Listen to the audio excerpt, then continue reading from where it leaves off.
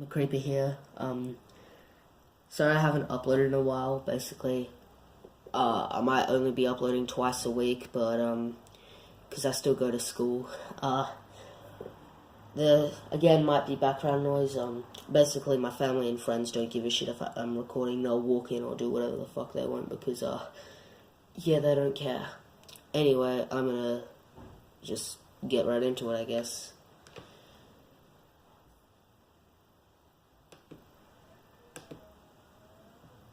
Number 1. It all started on St. Patrick's Day in a small town, when I met a lanky guy that seemed like fun company. The sun was setting and he said he had some fireworks he could show off, and having never seen fireworks up close, I agreed. Me, him, and a mutual friend walked to his house, and the fireworks were disappointing but at least not dangerous. On the way back to town, he started flirting. Now he was tall, very tall compared to me. I'd say definitely over 6, and I'm about 5 feet 3 inches. I thought he was kinda cute, so I flirted back. He decided to say, "I almost want to make a move, but I don't want to scare you." I said go ahead, and he grabbed me. He licked my neck and grabbed my crotch through my jeans. I was shocked. No one had seen this happen except the 3 of us in a dark alley at around 8 p.m. Somehow I forgave him. I thought he was just, I don't know, bad at these things, that maybe he was drunk or tired or something. I remained friends with him. He was one of the only friends I had. It was now summer. I was bored. I went to his house alone, without telling my parents, because they'd just be worried for no reason. It looked dusty and old, like peeling paint on a blanket of dust in some rooms, and something didn't feel right at all. I heard a dog and it sounded big, but it was in the yard. When I went into his bedroom, he closed the door and there were holes in it. All over it, holes and slices. When he's mad, he stabs his door, he told me. I was between him and the door. I remember looking past him and seeing a fish tank before hearing something and flinching. He had thrown a knife into the door. It was impaled into the wood next to me. And now he was laughing because I flinched. "I knew that would scare you," was what he said. I looked back at the fish tank. It was loud. He opened the door. He told me something that still haunts me.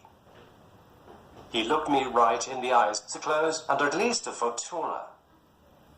Oddly, I remember his nose more than his eyes, with how close it was. In a tone somewhere between small talk and the kind of sound like you were complimenting someone's looks.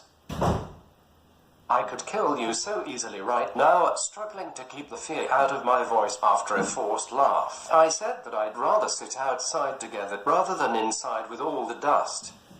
I then told him I was going to go get us some ice creams, because he was not allowed to leave his house after his last suicide threat. I tried to keep steady as I walked in the general direction of the carvel. I made sure I was out of his sight.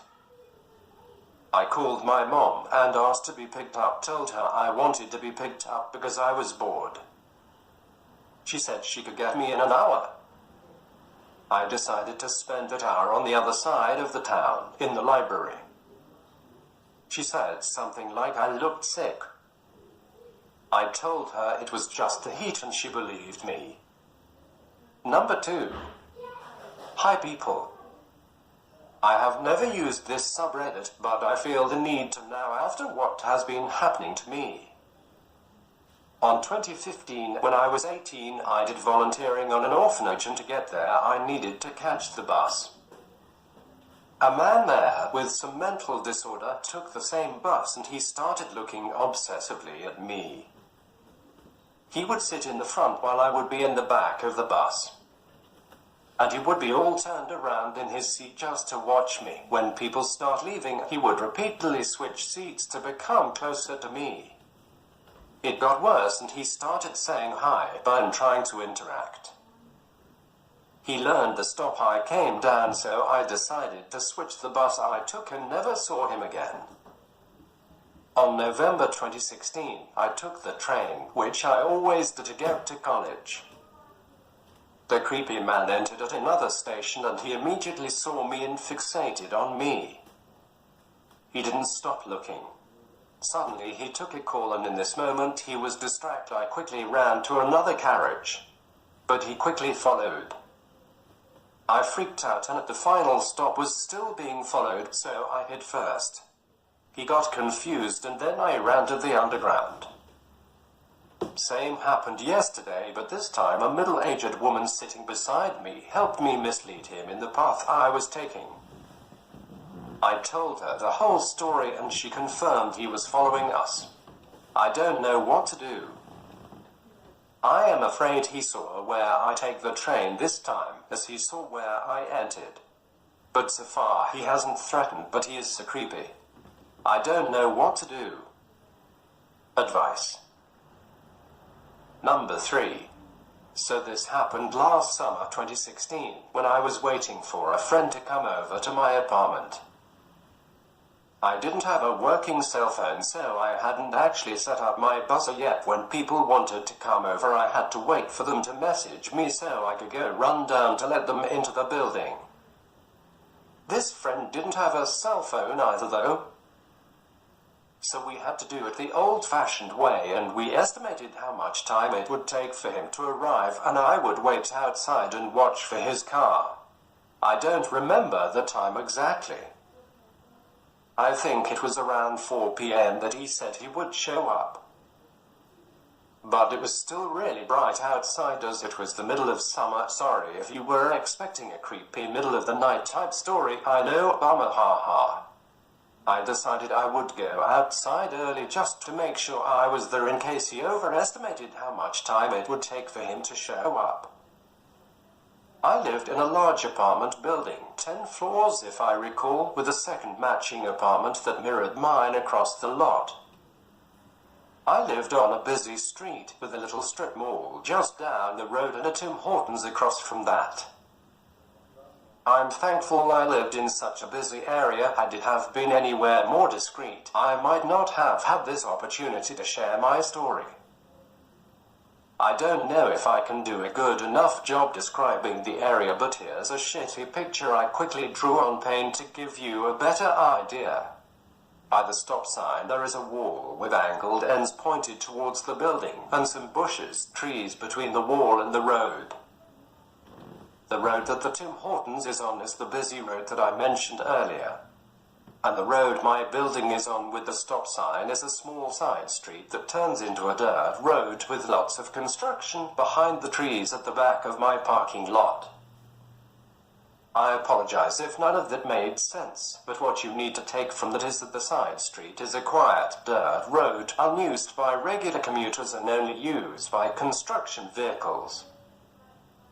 It was rare to ever see a regular car driving there. There was no need for anyone to use that road. So I go outside and stand by the stop sign and light up a smoke while I wait for my buddy, and a couple drags in I notice a car coming around the corner behind the trees at the back of the lot. The car drove around the corner at a normal speed but began to slow down once he got closer to my building. Some red flags went up, but I shrugged it off as nothing and told myself I was being absurd. It was the middle of the day, and the driver probably slowed down because he's looking for an address or something. By the time he was passing me, he was doing under 10 kilometers per hour, roughly 6 miles per hour, and was staring me down. I made eye contact with the guy, and most people when caught staring at someone look down or look away, embarrassed that they were caught staring, not this guy. He just looked me dead in the eyes and continued driving past. I was pretty uncomfortable with this, mainly because I was standing so close to the road, so as he drove past we were able to get a good look at each other. If it weren't for him being inside of a vehicle, he could have reached out and touched me. Now, because he was so close, I was able to get a good look at him, and this also gave me the creeps. His appearance sent up even more red flags. If you've ever seen Edoram, he looked a lot like him. Also, he drove what I believe was a 1992 Volvo 960, and it didn't exactly do him any favors either. The car kind of screamed, "I'm going to make a lampshade out of your skin." The reason I think I know the exact car he drove is because he passed by enough times that I have the image of the Volvo symbol and diagonal line across the grille of the car burned into my mind. After this happened, I spent hours with my partner on Google Images trying to find the car I thought he drove. At first I thought it was a Buick. But I digress. After he drove past me, he turned right and headed towards the Tim Hortons. Once he passed my building, he was out of sight, and I assumed that would be the last of him. A couple minutes later, I hear tires on gravel in the distance and see a vehicle headed my way behind the trees. And who do you think comes rolling around the corner? Him. By now, I'm regretting my decision to come out and wait for my friend early, but I figured he would be showing up any minute now, and so there was no point in going inside. So, creepy guy is headed towards me again, and this time he's driving even slower. When he passes me, I try not to make eye contact, but I can't help it. I feel his eyes on me and I have to look. When I meet his gaze, he waves slowly like the Queen and speeds off, turning right again. I'm even more creeped out at this point, but I'm still trying to play devil's advocate. I assume he's just mistaken me for someone he knows and shrug it off again. I light up another smoke while I'm waiting to try to calm myself down, and here comes Creepo again around the corner. This time, I tell myself that if he doesn't either turn into the parking lot, stop and ask for directions, or turn left when he passes me, that he's either crazy or actually has bad intentions. When he finally passes me, he slowed down to under 5 kilometers per hour, 3 miles per hour, and he just smiles at me. His smile sent the biggest chill down my spine. In broad daylight, close to a busy road next to a large apartment building packed full of people, it sent a chill down my spine. The rest of the red flags went up, alarms started blaring, lights flashing. Everything in my body was screaming at me to get the fuck away from this guy. I moved a bit further away from the road and stop sign so that if he were to try something, I'd be closer to my building and might have an easier time getting away. I also continued to tell myself that I was crazy and ignore my intuition. I figured he was a senile elderly person who may not be in the right mind, or he was really lost and a tad socially retarded. Either way, I told myself there was no way I'd be coming around the corner for a 4th time. I was wrong. He came around the corner 2 or 3 more times after the 2, each time staring me down with his overly creepy smile. Not once stopping to speak to me or make an attempt to pull over, always just doing a slow crawl by and staring me down. I waited for him to pass me once more, and when he was out of sight, I ran to the other side of the wall and hid behind the angled part in the trees. The wall was a tall concrete one, and the trees also helped to hide me from the road while I peeked around them to watch for the Volvo. This way, I figured when he came around the corner, he'd see that I was gone from the stop sign and just move on with his day. I had enough time to see him coming and move behind the wall back to the stop sign as he passed, so he wouldn't see me in my new hiding place. What really creeps me out the most is that when he was passing by the time, he let his car slow down to the point of it barely moving. You know when you begin to take your foot off the clutch and your car starts rolling. Or how in an automatic the second you take your foot off the brake, the car will roll forward really slowly. He was slowed down to that point, and I watched him from where I hid as he looked around to see where I went. He didn't come back, after which only adds credence to the fact that whatever his reason was for circling my building so many times had something to do with me. I have no idea what his intentions were, but I'm glad it was the middle of the day and I was next to a busy street. So, Edrem number 2, let's not meet. Number 4. Some backstory. I am a female in my early 20s and I moved to Belfast from Sweden a few years ago. The taxi prices here are so much better than the ones where I'm from, and for a good year and a half I relied on taxis getting me pretty much everywhere, including to and from work. I usually tell this story to friends and family as a funny story whenever I have a few drinks in me, as someone brings it up, but to be honest with you, I was completely horrified when it happened. So about a year and a half ago, I was out for drinks with a friend of mine and her friend that was visiting from abroad and was staying at my house since I had a spare room. For some reason they went home before me and I was left by myself at the bar, which I know is a really dumb thing to do. After an hour or so, a few drinks and a failed attempt at picking someone up, I decided it was time to call it a night. I usually book taxis as there are a few handy apps, but with it being a pay weekend, there was no way I'd be able to get a car. So I walk outside hoping for the best.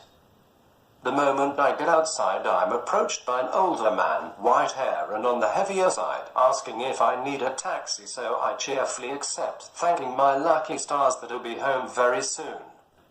The taxi didn't belong to a taxi company, which admittedly is a bit strange, but I've taken those before with friends without issue. Right off the bat, the driver starts asking the usual questions, like where I'm from and how long I've been in town, if I'm studying or if I'm working, what brings me here, and so on. Then he asks if I've ever been on a black taxi tour. These tours are quite famous here, and the men to be really good, showing off all the murals in the city and the Peace Wall and such. You also get stories from people that grew up here during the Troubles. I say that no, I haven't had the opportunity yet, but I will definitely get to it as soon as I can. He then suggests when we get to my house that he'll give me a tour. It's not a black taxi, for free, right now. In the middle of the night. Being the way too nice at yet I hear myself saying, yeah, sure. That would be nice, when what I really meant was hell no, dude. So he starts driving out of town, down countryside roads and not at all in the direction of any murals, and on the other side of town from the Peace Wall. His questions get more personal, asking if I have a boyfriend and if I have family around, if I live by myself, if I have many friends. He then says we can be friends. You'd like that, wouldn't you? He has this creepy laugh going while repeating the phrase over and over and nudging my side with his arm.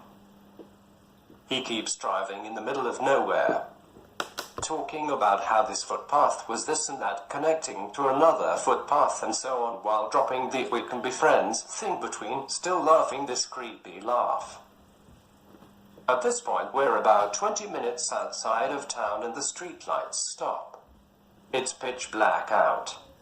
I'm clutching my phone ready to call the police and looking at the dashboard GPS to see nearby location names, getting ready to tuck and roll out of the car, completely freaked out by him. I'm finally able to stutter out that I'm getting a bit tired and it's time for bed. He agrees to take me home and turns around.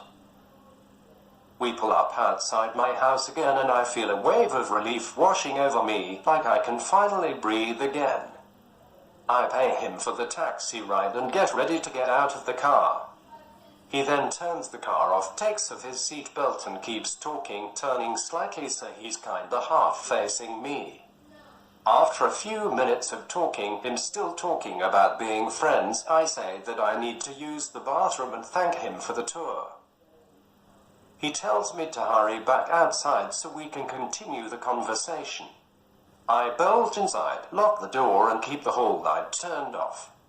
I look out through the peephole and can see that he's still sitting there in his car. After about 15 minutes he finally drives away and I sort of just collapse on the floor, beating myself up for being so stupid. Needless to say, I've never taken a taxi. I haven't booked since. Number 5. When I was 20 and attending school, I lived in a college town a couple of hours away from where the rest of my family lived. This resulted in many weekend trips back home, usually with my boyfriend, now husband, who grew up in the same small town as I did. This particular time, my boyfriend had to work over the weekend, but I still wanted to visit us for some reason. I packed up my shit and my dog, a Great Pyrenees mixed girl, and headed out. It was early in the morning, maybe 7 or so, on a Saturday, so not many people were at the gas station. This was good, as I wanted to grab breakfast and needed to pump gas, and I've never been one to let my dog in the car for too long. My dog, Luna, was about a year old at this time and weighed about 100 pounds. A huge baby. She loves snuggles and is a total mama's girl. Anyway, she takes up the entire back row of my tiny Chevy Cavalier and was chilling while I pumped gas and quickly ran inside for some breakfast. I come out a few minutes later, Pop-Tarts and a soda in hand. I notice that an older man has made his way over to my car from a beat-up truck and is watching Luna in the back seat. Having grown up in a small town, I'm used to people making conversation for no reason, so I do the cool-ass head nod as I walk over. He turns to me and starts making conversation, asking about Luna. Is that an Irish wolfhound? I obviously look confused. I'm a huge animal lover and foster and volunteer for the Humane Society. Luna looks nothing like an Irish wolfhound. Nope, I told him. Great Pyrenees. I stand facing him, my arms crossed and watching Luna in the back seat. Pretty dog, pretty owner. He gives this huge creepy grin and moves closer to me. Not threatening really, but just invading my personal space. I try to smile and thank him. I really need to be going. Wait. Can I pet your dog? I thought it was such an odd request that I found myself lying. No, sorry. She doesn't like strangers. I should go. I go to get into the driver's seat of the car when suddenly Luna starts going ballistic. I turn and hear the click of the door opening and I realize that I accidentally left the back door unlocked. The guy is going to pet my dog whether I told him he could or not, apparently. Luna is absolutely freaking out. Foaming at the mouth, snarling and barking. She lunges for his hand and the guy takes his hand back quickly. I jump out of the car and shove myself in between him and my dog, going into protective mama bear over my 100 pounds fluff ball. You need to get the fuck away, I tell him loudly enough just in case the one other person in the parking lot can hear me. He doesn't listen and starts yammering in and on about how he just wants to pet the dog and will not leave. So I let Lou out of the car. My normally sweet dog turned into an absolute hellhound, snapping at the guy and growling and barking. Finally, he backed off and I hurriedly got Luna into the car and locked the doors, peeling out of the parking lot. I have no idea what he wanted with petting my dog or why he would open my car door without permission. All I know is that he yelled something about seeing me later as I left, and I have never felt so weirded out by a stranger in my life. Needless to say, I was glad I brought Luna along and she was treated to a cheeseburger at our lunch stop. I never traveled alone without her ever since. So, creepy guy at the gas station who wanted to pet my dog, be lucky you didn't get your arm ripped off, and let's not meet ever again. Because some might be interested and because I'm a proud dog mama, this is my Luna. This is right after she got groomed. So normally she's a lot fluffier. Thank you for watching. We kinda had a little bit of an interruption. Like I said, I'm in the very front of the house, so someone walked in through the front door, one of my neighbors, because they come over a lot, as I explained in my last video, and that made a bit of noise. But apart from that, I hope you enjoyed. Thank you for watching. Bye.